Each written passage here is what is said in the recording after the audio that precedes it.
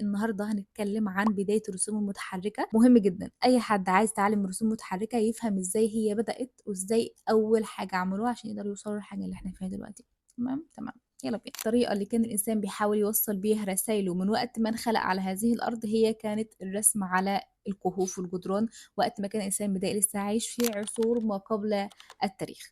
فالعصور ما قبل التاريخ الإنسان البدائي رسم الحركة على الجدران. دي كانت اول فكره، لان احنا ازاي ممكن نرسم الحركه؟ ما كانتش حركه بمعنى اللي احنا عارفين دلوقتي، ولكن كانت رسم فقط لمثلا الغزاله وهي بتجري، لحيوان معين وهو بيجري، فكان بس يعمل رجليه، رجل مرفوعه رجل نازله، يعرفك ان كان في هنا حركه للغزال او الحيوان ده. فالكهوف اللي ظهرت فيها الحركة زي مثلا كهف لاسوكو في فرنسا، هتلاقوا هناك ان الانسان رسم غزال برجل مرفوعة ورجل نازلة، وكأنه بيقول ان الغزال هنا كان بيجري. كان دايما بيحاول يرسم ويوصل لك احساس الحركه من غير ما يكون دارس اي حاجه في اي حاجه. كان كل اللي بيعمله انه بينقل الحاجه اللي عينيه شايفاه، ودي كانت اول بذره في رسم الحركه. وننتقل لحضارات القديمه زي حضاره مصر العزيزه واليونان. برضو دايما في الحضارات القديمة كانوا دايما بيرسموا على الجدران وعلى البرديات تسلسل لحركات الشخصيات، اللي هما بيعملوا ايه، بيمشوا ازاي، بيروحوا فين، وهكذا. وده معناه ان فكرة رسم خطوات الحركة كانت موجودة من زمان جدا، من قبل ما اي اختراع يحصل ان هم يجربوا بيرسموا رسوم متحركة. ننتقل بقى الادوات والحاجات العملية اللي عملوها عشان يبدأوا يظهروا الحركة. ونيجي للقرن ال19، بداية التجارب العملية العلمية. والادوات ظهرت مش بترسم الحركة، مش بتبين لكم الحركة، انما هي بتحاكي الحركة. اول حاجة عملوها كان اسمه الثوماتروب. الثوماتروب ده كان جهاز، مش جهاز، كان حاجة زي مثلا قطعة من دورية، قطعتين ورا بعض، كل قطعة فيها شكل مرسوم، مثلا صندوق ومرسوم وراه حمامة، قرد، عصفور، أي حاجة، ومعمول بخيط من هنا وخيط من هنا. تمام. ويبدأوا يلفوا الحركة كده، فجأة الحمامة بقت في الصندوق، من غير ما تكون دي ورقة ودي ورقة، تحسوها الاتنين حاجة واحدة. دي ما كانتش حركة، ولكن هي كانت بتفهمك ان ازاي العين بتحاكي الحركة. فلما نمسكها ونبرمها بسرعة كده، هتلاقي ان الدورية ده عمالة تعمل في بعضها كده، فتلاقي الصندوق فجأة بقى الحمامة مثلا فجأة، والقرد فجأة بقى في الصندوق. كانت أول جهاز اخترعوه سنة 1824. بعد كده ظهر تاني حاجة سنة 1832، جهاز اسمه الفيناكستوسكوب. اكتب لكم اسمه كده. ده كان كورس عليه رسومات بتتحرك، يعني عبارة عن كورس دورية كده، في مثلا تسلسل للحركة، وبيمشي بعد كده يمشي خطوات خطوات خطوات لحد ما يبان لك الإنسان وهو بيجري. وبعد كده يلفوه في العين في المراية تشوفه كأنه بيتحرك بسرعة جدا وكأنه بيجري. مبقاش لاحظ ان دي رسمة ورسمة ورسمة، لا، العين بتشوفه وهو على طول بيتحرك لما تعمله بسرعة. فدي كانت أول فكرة ان ازاي العين ممكن تشوف الحركة في جهاز الفيناكستوسكوب. فدي كانت أول تجربة حقيقية لفهم إن العين إزاي بتشوف الحركة وإزاي هي بتخدعنا وتشوف الحركة. تالت جهاز بقى اخترعوه اللي بيحاكي فكرة الحركة برضو، هو جهاز اسمه الزيتروب. اعتقد اتمنى اكون منطقه صح، سنه 1834. هو عباره عن اسطوانه. عارفين فكره الفيلم؟ ما اعرفش انتوا عارفين فكره الفيلم ولا لا، بس اللي عارف فكره الفيلم هيفهم الزيتروب ده كان بيشتغل ازاي. كان مثلا عباره عن ورقه فيها تسلسل للحركه، وبعد كده في اسطوانه فيها شكوك ورسومات، ولما بتدور بتشوف الشخصيات كأنها بتتحرك. كان زي السينما المصغرة كده. فهسيب لكم برضه صور ليها تشوفوها.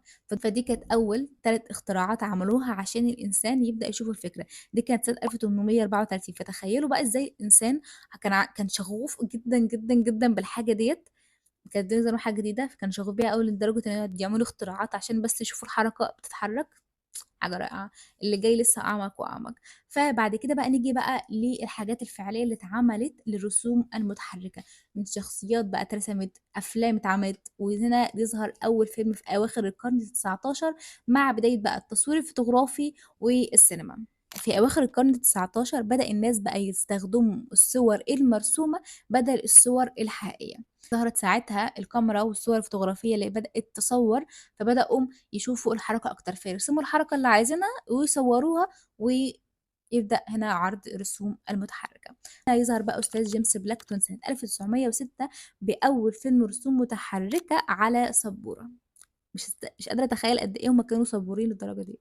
الفيلم عبارة عن إيه؟ مراحل فكاهية للوجوه المضحكة، يعني رسم وجوه تتحرك وتضحك على السبورة وبدأ يحركها. ودي كانت أول فكرة وأول عمل حقيقي أنيميشن في التاريخ، هو الأستاذ جيمس براكتون، احفظوا الاسم كويس. بعد كده ظهر أستاذ إيميل كولي سنة 1908، ظهر بيعتبر تاني فيلم في التاريخ وهو فانتازما جوري. هنا المؤرخين بيعتبروه أول فيلم كامل للأنيميشن مرسوم بالإيد. طبعا احنا فهمنا الفيديو اللي فات من الكلام اللي احنا قلناه ازاي بدأ الرسوم متحركة بالتراديشنال انيميشن فريم باي فريم. ده كله كده محاولات من الإنسان يا عيني إن هو بكل إمكانياته البسيطة يعمل فيلم رسوم متحركة أو يحرك يعني. بعد كده بقى مع ظهور والت ديزني وبداية العصر الذهبي للأنيميشن، فهنا بقى ظهر أستاذ والت ديزني في عشرينات القرن العشرين سنة 1928. ظهر والت ديزني بأول فيلم عمله اسمه ستونبوت ويلي. ده كان أول فيلم كرتوني يبقى فيه الصوت متزامن مع الصورة. والت ديزني كان أول حد عمل إن الصوت يكون متزامن فيه مع الصورة، وبدأ بقى يظهر معاه شخصية ميكي ماوس اللي احنا كلنا عارفينها دلوقتي. وقتها بدأت ديزني إن هي تنتج أفلام طويلة وكمان ملونة، وبدأت بقى النقلة النوعية والتاريخية اللي عملتها ديزني في صناعة الرسوم المتحركة. زي فيلم احنا كلنا عارفينه برضو كان سنو وايت، ده من أول أفلام ديزني واللي حقق مبيعات ولحق حاجات حلوة كتير جدا جدا، ولسه لحد دلوقتي احنا كلنا بنتفرج عليه وبنحب القصة بالأفلام بكل حاجة فيها.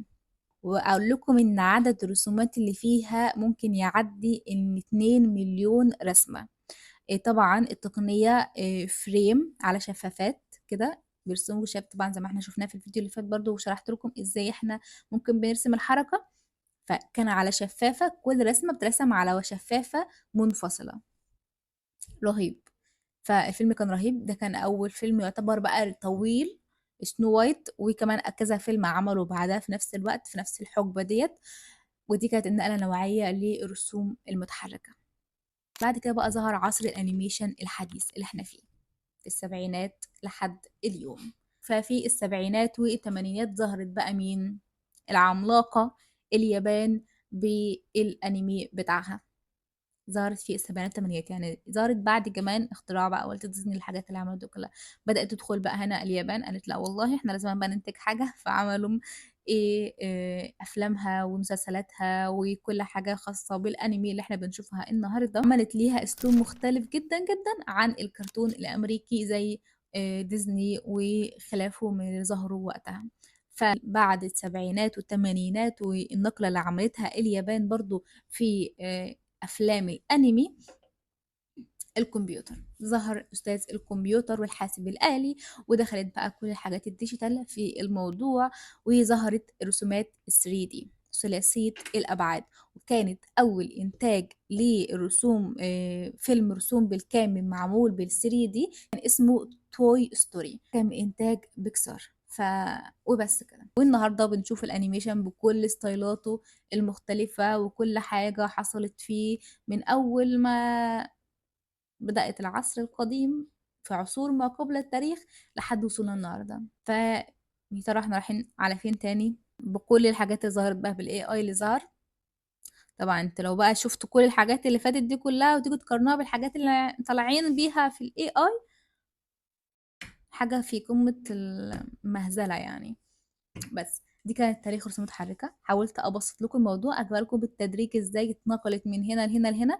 فمن أول الإنسان البدائي اللي بدأ يرسم على الكهوف إزاي الحركة بتتعمل أو الرجل بتترفع والرجل بتنزل، لحد بدأنا نشوف وقت أنيميشن في الألعاب وفي الأفلام والإعلانات والمسلسلات وكل حاجة في حياتنا بقى داخل فيها الأنيميشن، وبقى أسهل بكتير من زمان.